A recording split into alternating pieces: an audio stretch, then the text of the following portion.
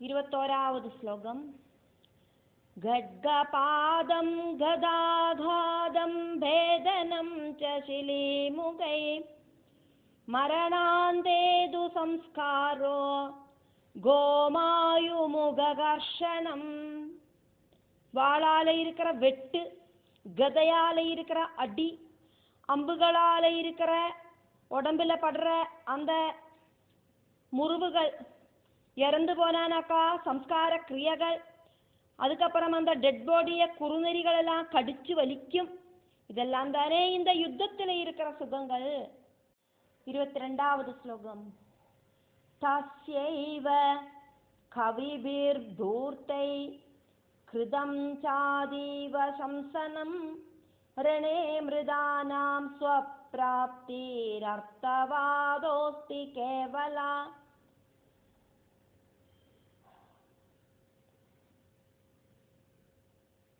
யுத்தத்தை பண்டிதர்களாக்கும் புகழ்த்தி பேசுறா. யுத்தத்துல இறந்து போனா வீர சொர்க்கம் கிடைக்கும் அப்படின்னு எல்லாம் இருக்கிற சொல்லு சும்மா வாக்கும். 23வது ஸ்லோகம். தஸ்மாத் கச்ச வராரோஹே யத்ர தே ரமதே மனா பஜவா பூபதிம் நாதம் ஹயாரிம் சுரமர்தனம். சரீரமில்லாதக்கு வேற என்ன சுகம்? அதனால அழகி, உனக்கு பிரியம் தோணுற இடத்துக்கு போகலாம். அப்படி இல்லைன்னா தேவர்களோடு சத்ருவா இருக்கிற மகிஷ மகாராஜாவை கணவராயிட்டு சீகரிக்கலாம். என்ன வேணுமனா செய்யலாம். யுத்தம் பண்ணினா நான் உன்னை கொன்னுடுவேன். அதனால உன்னை கொல்லறதுக்கு கொடியும் எனக்கு தோண மாட்டேங்கிறது. அதனால உனக்கு பிரியமான ஏதாவது ஒரு இடத்துக்கு நீ ஓடி போயிடு. அப்படி இல்லை அப்படின்னா எங்களோட ராஜாவை நீ திருமணம் பண்ணிக்கோ. 24வது ஸ்லோகம்.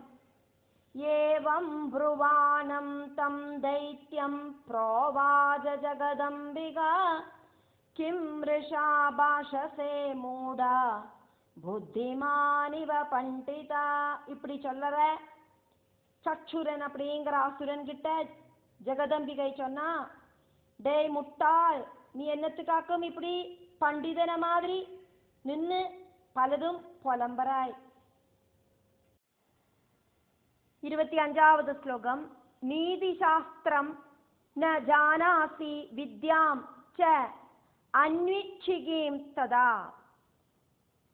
நீதி சாஸ்திரம் ந ஜானாசி வித்யாம் ச அன்விச்சிகீம் ததா ந சேவிதாஸ்த்வயா விருத்தா ந தர்மே மதிரஸ்திதே. உனக்கு ராஜநீதி தெரியாது, தர்மசாஸ்திரமும் நீ படிச்சிட்டில்லை, விருத்தர்களை நீ சேவிச்சிட்டில்லை, உனக்கு தர்மத்திலையும் ஸ்ரத்தை அப்படிங்கிறது உண்டாயிட்டில்லை அப்படின்னு அம்பாள் அசுரன் கிட்ட சொல்றா. 26வது ஸ்லோகம். மூர்க சேவாபரோ யஸ்மாத் தஸ்மாத் த்வம் மூர்க ஏவஹி ராஜதர்மம் ந ஜானாசி கிம் ப்ரவீஷி மமாக்ரதா. டே முட்டாள், நீ புத்தி இல்லாதவனே ஆக்குமே ராஜாவாயிட்டு சேவனம் பண்ணிட்டு இருக்காய். அதனால நீயும் புத்தி இல்லாத முட்டாள் தான். ராஜ தர்மம் அப்படிங்கிறது என்னன்னு தெரியாத நீ என்னோடு முன்னால வந்து பண்டிதன மாதிரி பலதும் சொல்லி புலம்பராய். 27வது ஸ்லோகம். சங்கிராமே மகிஷம் ஹத்வா கிருத்வா ருதிர கர்தமம் யசஸ்தம்பம் ஸ்திரம் கிருத்வா கமிஷ்யாமி யதா சுகம். யுத்தத்தில் மகிஷனை கொன்னு ரத்த செளி உண்டாக்கிட்டு அதுக்கு மேல பெர்மனண்டா இருக்கிற புகழோடு ஸ்தம்பத்தை நாட்டிட்டு நான் இங்க யதா சுகம் இங்கேருந்து நான் போவேன். அந்த மகிஷனை கொன்னு அதுக்கு அடையாளமாயிட்டு இங்க ஒரு தூணையும் ஸ்தாபிச்சுட்டு புகழான தூணாயிருக்கும் அது.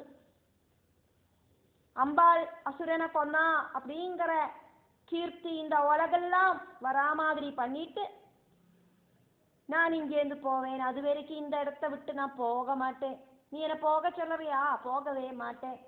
உன்னோட தலைவனை திருமணம் பண்ணிக்க சொல்லறியா?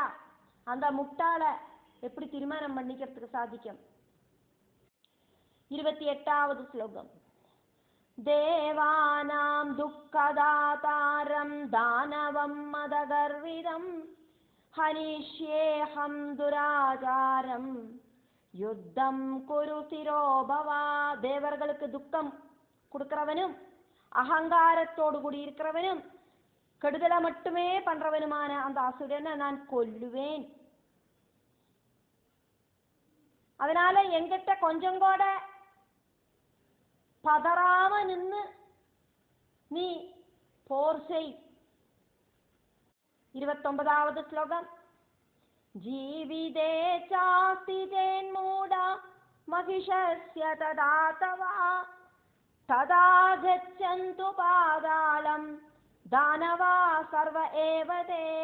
முட்டாளே, உனக்கும் அந்த மகிஷனுக்கும் வாழணும் அப்படின்னு ஆசை இருந்தானா எல்லா அசுர கூட்டங்களோடும் கூடி சேர்ந்துட்டு பாதாள லோகத்துக்கு ஓடி பொய்க்குங்கோ, உயிர் பிச்சை கொடுக்கிறேன் அப்படின்னு அம்பாள் சொல்றா. 30வது ஸ்லோகம். முமூர்ஷா யதி வஹ் சித்தே முமூர்ஷா யதி வஹ சித்தே முமூர்ஷா யதி வஹ் சித்தே யுத்தம் குர்வந்து சத்வரா சர்வானேவ வதிஷ்யாமி நிச்சயோயம் மமாதுனா. உங்களுக்கெல்லாம் இறந்து போறதுக்காக்கும் ஆசை அப்படின்னாக்கா சீக்கிரமா யுத்தம் பண்றதுக்கு ரெடி ஆயிக்குங்கோ, எல்லாரையும் நான் கொல்லுவேன். இதாக்கும் என்னோடு உறுதியான இப்போதைய சிச்சுவேஷன். உறுதியா இருக்கேன், நான் யுத்தம் பண்ணி உங்களை எல்லாம் கொல்லுவேன் அப்படிங்கிறதுல இதுல எந்த விதமான மாற்றமும் இல்லை அப்படின்னு அம்பாள் சச்சுரன் கிட்ட சொல்றா. அதுக்கப்புறம் அங்க என்ன நடந்தது அப்படிங்கிறத வியாச பகவான் வர்ணிக்கிறதுனால வியாச உவாஜா 31வது ஸ்லோகம்.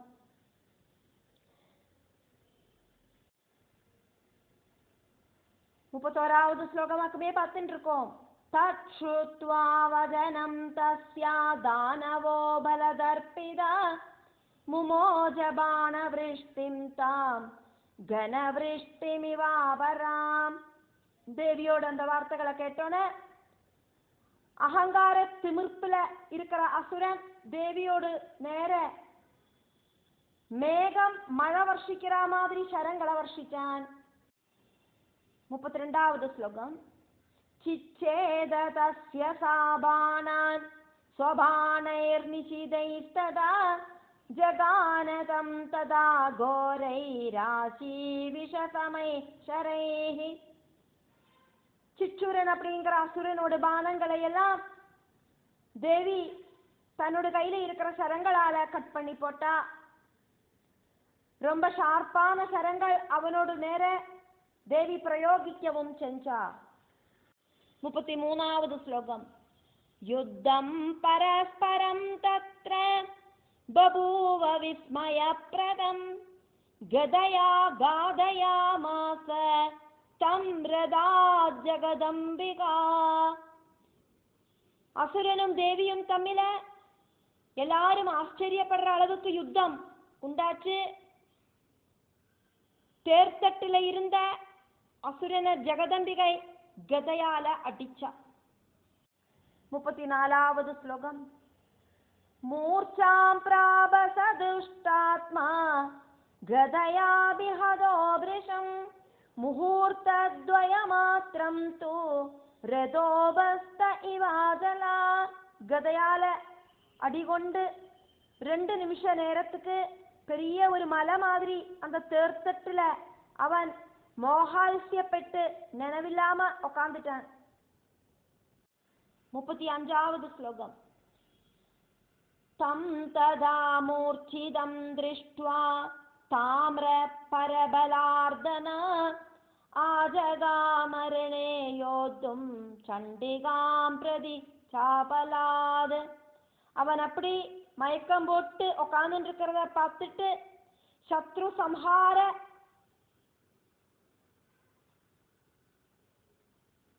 சத்ரு சம்ஹாரத்துல நிபுணனா இருக்கிற,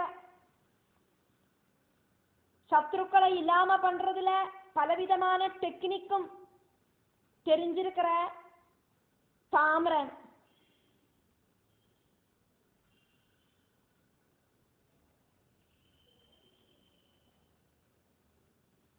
தேவியோடு பக்கத்துல போறதுக்கான சாபல்யம் காரணம் தேவிட்ட சண்டை போடுறதுக்கு போர்க்களத்துக்கு வந்த. 36வது ஸ்லோகம். ஆகச்சந்தம் துதம் வீக்ஷ்யா ஹசந்தி பிராஹ சண்டிகா ஏஹி தானவ சிரேஷ்ட யமலோகம் நயாம்யஹம்.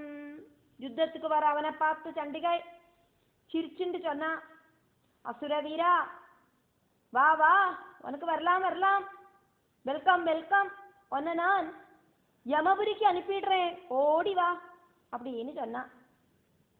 37வது ஸ்லோகம். கிம் பவத்பி சமாயாதைரபலைச்ச கதாயுஷை மகிஷ கிம் கிருஹே மூடா கரோதி ஜீவனோத்யமம்.